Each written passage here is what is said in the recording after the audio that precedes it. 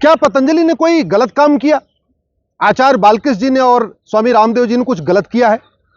आखिर supreme court ने उन्हें क्यों फटकारा है? कंटेम्प्ट ऑफ कोर्ट क्यों चल रहा है? इंडियन मेडिकल एसोसिएशन ने एक पीआईएल फाइल किया सुप्रीम कोर्ट में और पीआईएल फाइल करके कहा कि पतंजलि 1954 में बने हुए कानून को नहीं मान रहा है। 1954 में नेहरू जी ने कानून बनाया था और इस कानून में लिखा है कि अंधापन, कैंसर, मोतियाबिंद, बहरापन, माहवारी, प्रोस्टेट, बुखार, मिर्गी, पथरी, ग्लूकोमा, दिल की बीमारी, ब्लड प्रेशर, हिस्टीरिया, पागलपन, कोढ़, मोटापा, लकवा, न्यूमोनिया, नपुंसकता, बाजपन, टीबी, ट्यूमर, अल्सर, ऐसी 54 बीमारियों का कोई प्रचार नहीं कर सकता। याद रखिए, यह कानून बना था 1954 में, नेहरू जी ने बनाया था। यह कानून क्यों बनाया गया था? इसलिए बनाया गया था कि उस समय नीम हकीम खतरे जान टाइप के लोग जगह जगह प्रचार करते थे, बोर्ड लगा देते थे कि हम कैंसर भी ठीक कर देंगे, हम बाजपन भी ठीक कर देंगे, हम नपुंसकता भी ठीक कर देंगे। उसको रोकने के लिए यह कानून बनाया गया। दूसरा पर्पज इसका क्या था कि एलोपैथी में इन बीमारियों का इलाज नहीं है। इन बीमारियों का, बाजपन का, नपुंसकता का, अंधेपन का, बहरेपन का, कोढ़ का, मोटापे का, ब्लड प्रेशर का, शुगर का, इन बीमारियों का जितना बढ़िया इलाज एलोपैथी में है, योग प्राणायाम में है, नेचुरोपैथी में है, उतना इफेक्टिव इलाज एलोपैथ में नहीं है। इसलिए कानून बनाया गया और यह कानून कहता है इन 54 बीमारियों का कोई प्रचार प्रसार नहीं करेगा। अब चूंकि रामदेव जी इन बीमारियों का इलाज कर रहे हैं, पतंजलि में इन बीमारियों का इलाज हो रहा है, पतंजलि में कैंसर का भी इलाज हो रहा है, मोटापे का भी इलाज हो रहा है, बाजपन का भी इलाज हो रहा है, नपुंसकता का भी इलाज हो रहा है। ये जो 54 बीमारियां इसमें लिखी हुई हैं, इन सभी बीमारियों का गारंटी के साथ पतंजलि में इलाज हो रहा है। और हो रहा है तो जिनका इलाज हुआ है वो खड़े हो आके बता रहे हैं आज हम ठीक हो रहे।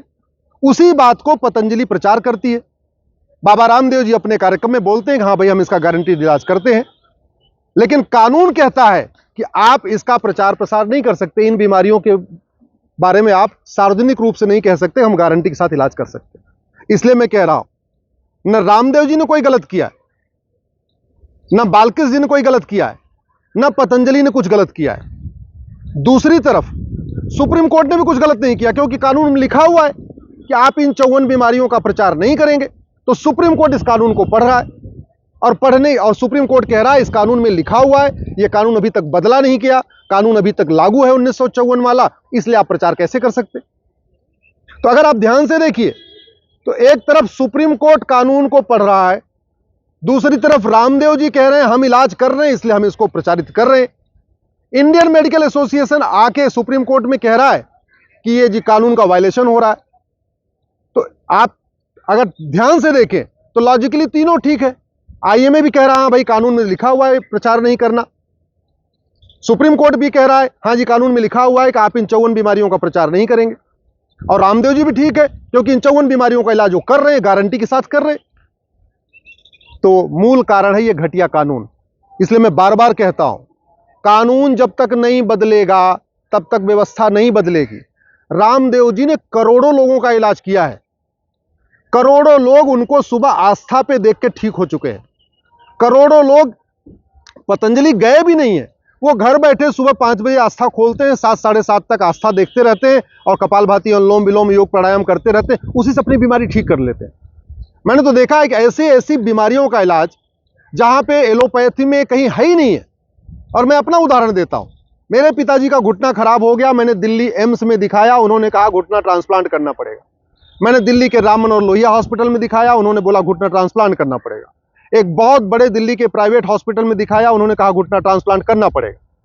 मैं अपने पिताजी को हरिद्वार ले गया पतंजलि, 10 दिन के अंदर बिल्कुल ठीक हो गए। 2 साल बीत चुका है, बढ़िया चल रहे हैं, साइकिल भी चला लेते हैं, आराम से बैठ भी जाते हैं, इंडियन टॉयलेट में बैठ लेते हैं, वेस्टर्न तो छोड़िए इंडियन में भी बैठ लेते हैं, और घुटना ट्रांसप्लांट भी नहीं कराना पड़ा। अब ये सोचिए अगर हमने तो यहां दिखा लिया, एम्स में दिखा लिया, राम मनोहर लोहिया में, वो गांव के गरीब आदमी, हर व्यक्ति तो एम्स में नहीं जा सकता, हर आदमी तो करोड़ लाख 4 लाख रुपए 5 लाख रुपए नहीं खर्च कर सकता ट्रांसप्लांट कराने के लिए। तो वो क्या करता है, वो योग प्राणायाम के जरिए, नेचुरोपैथी के जरिए आस्था टीवी चैनल को देख के वहीं से अपना इलाज कर रहा है।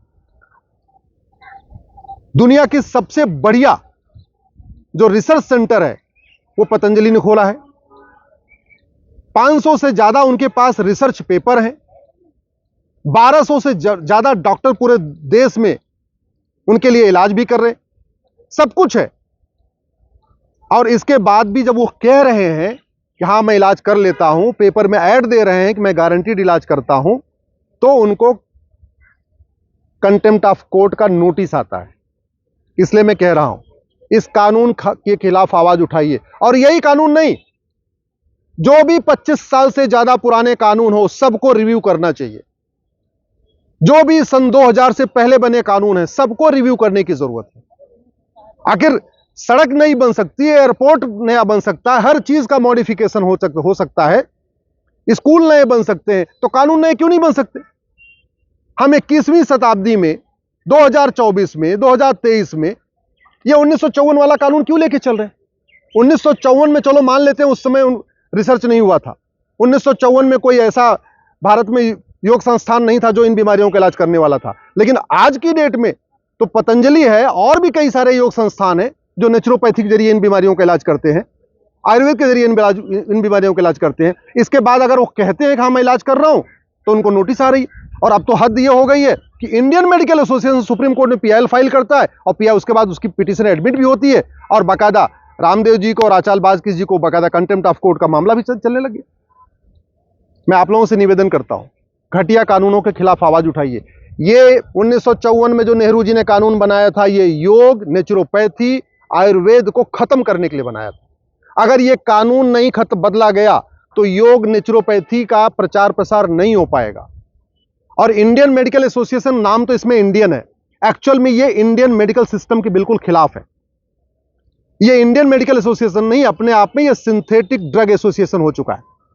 कहने को इसका नाम इंडियन मेडिकल एसोसिएशन है, लेकिन जितना इंडियन मेडिकल सिस्टम है, योग है, नेचुरोपैथी है, आयुर्वेद, कभी ये उसका प्रचार प्रसार नहीं करता, हमेशा उसको खत्म करने की कोशिश करता है। और अगर कोई संस्था, चाहे वो पतंजलि हो या कोई और संस्था हो, या कोई व्यक्ति आचार्य बालकृष्ण हो या स्वामी रामदेव हो, जब वो आयुर्वेद के लिए आगे आते हैं, नेचुरोपैथी को बढ़ाने के लिए आगे आते हैं, आयुर्वेद को अपना योग प्राणायाम को आगे के जरिए इलाज करना शुरू करते हैं, तब ये इंडियन मेडिकल एसोसिएशन आके विरोध करना शुरू कर देता है। क्यों? क्योंकि इस इंडियन मेडिकल एसोसिएशन को लगता है कि अगर इसी तरीके से योग प्राणायाम का प्रचार होता रहा, नेचुरोपैथी का प्रचार होता रहा, तो धीरे धीरे ये जो एलोपैथी का जो लाखों करोड़ का बिजनेस है, जो सिंथेटिक दवाइयों का, जो अंग्रेजी दवाइयों का जो लाखों करोड़ का बिजनेस है, ये कम होना शुरू हो जाएगा। अल्टीमेटली जो ड्रग मैन्युफैक्चरर है, सिंथेटिक ड्रग मैन्युफैक्चरर, उनका तो मेन धंधा है कि ज्यादा से ज्यादा बीमारी हो और ज्यादा से ज्यादा उनकी दवाई बिके। जबकि दूसरी तरफ रामदेव जी अपने योग प्राणायाम के जरिए कह रहे हैं कि योग प्राणायाम करते रहो तुम बीमार होगे नहीं। दोनों के अप्रोच में अंतर समझिए। एक तरफ योग के जरिए, प्राणायाम के जरिए, नेचुरोपैथी के जरिए बाबा रामदेव जी फ्री में लाखों लोगों का इलाज कर रहे हैं, सबको मोटिवेट भी कर रहे हैं कि योग करो, प्राणायाम करो, जिससे बीमार मत हो।